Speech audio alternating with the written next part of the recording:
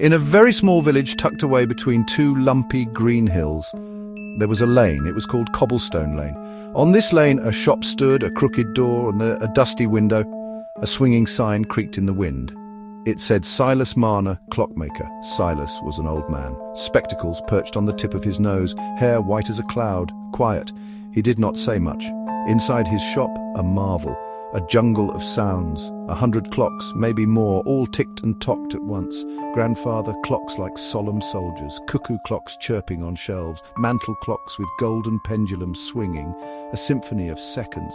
Silas moved like a cat through it. He knew every tick and every tock. He just fixed clocks.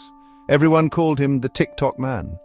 Peculiar but kindly, his world, gears, springs, time itself, a mystery, wrapped in the endless sound of time. Silas Marner's day began not with the sun but with a chime. He would rise without a sound. He would wash his face in a bowl of cold water. He would put on his waistcoat. He would put on his spectacles. Then he would go downstairs into his world of ticking. His breakfast was simple, a piece of toast, a cup of tea. He ate it standing up, listening. He was always listening. He was listening for a clock that might be struggling, a tick that sounded a little bit tired. He could hear it. He could hear the faintest sign of trouble from across the room. He believed each clock had a soul, a personality, a story.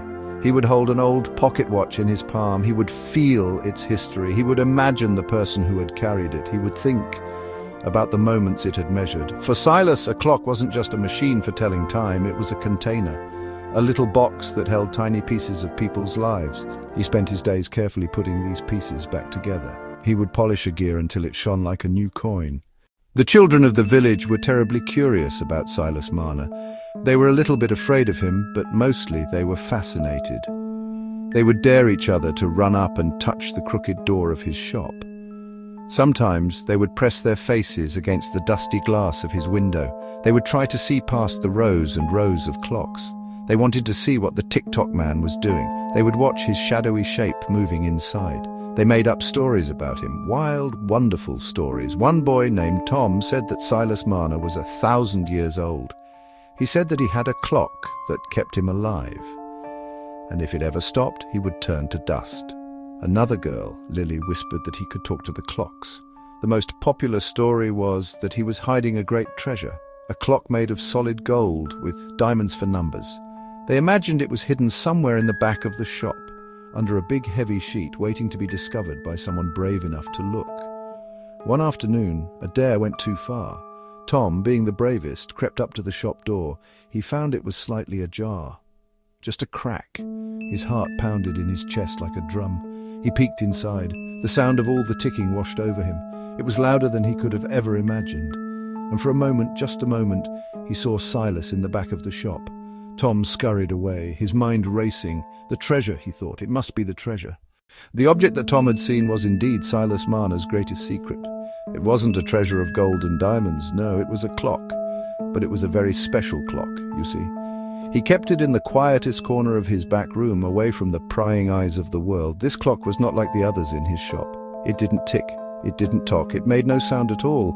It was made of a dark, polished wood that seemed to drink the light from the room. Its face had no numbers. Instead, it had 12 small, beautifully carved pictures. A cradle, a pair of running shoes, a schoolbook, a wedding ring, a tiny house. Each picture, you know, represented a moment in a person's life. The hands of the clock were made of silver, and they didn't move to mark the hours or the minutes.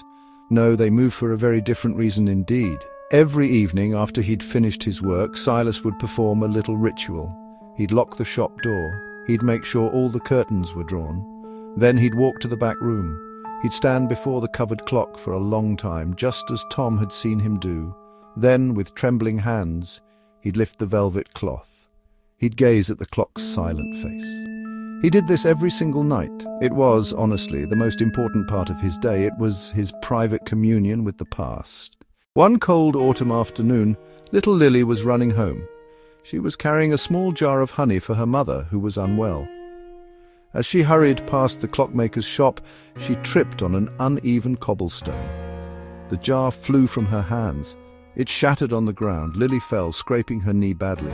She sat on the cold ground and began to cry. Just then the crooked door of the shop creaked open. Silas Marner stepped out. He'd heard the crash and the crying. He saw Lily on the ground. He saw the broken jar. He saw her bleeding knee. He didn't say a word. He simply went back inside. A moment later he returned with a small stool, a bowl of warm water, a clean cloth. He knelt down beside the crying child. Very gently he began to clean her scraped knee. His touch was as careful and as delicate as the way he handled his clocks. Lily stopped crying and watched him, her eyes wide with surprise.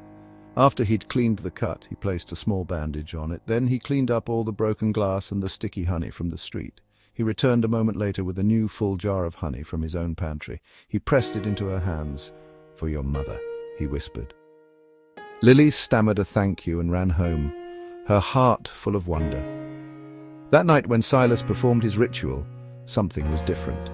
As he lifted the velvet cloth, he gasped.